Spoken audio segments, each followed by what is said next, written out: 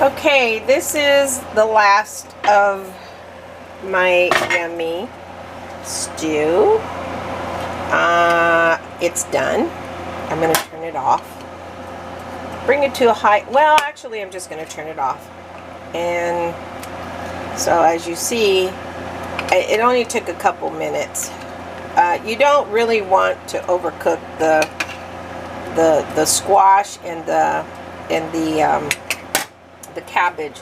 They cook at the same time, so it takes a little bit longer. So you start off with your mirepoix, so to speak, or your Trinity, or whatever you're going to use, like your onions and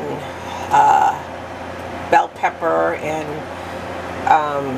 it's one thing I didn't put the carrots in. Oops. That's okay. It doesn't need any carrots. There's plenty of, I guess there's plenty of other.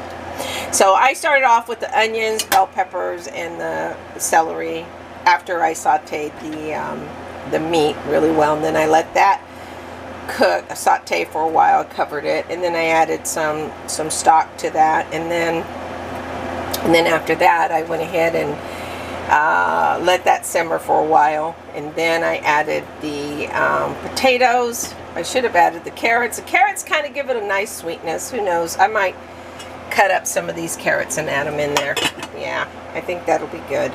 And then and just let them soak in that nice broth.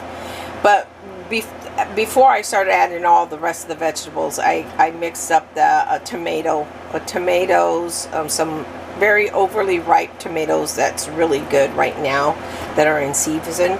You get them at the farmer's market or at the I mean at any store. Well, some stores they don't have that, but even at the I got my tomatoes at believe it or not at a food bank.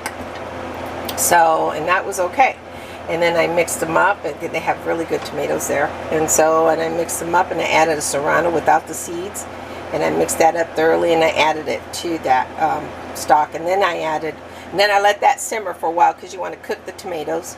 And then I added the potatoes, and then I added, after I let that cook for halfway, and then I added the cabbage and the zucchini, and my spices and my bay leaf.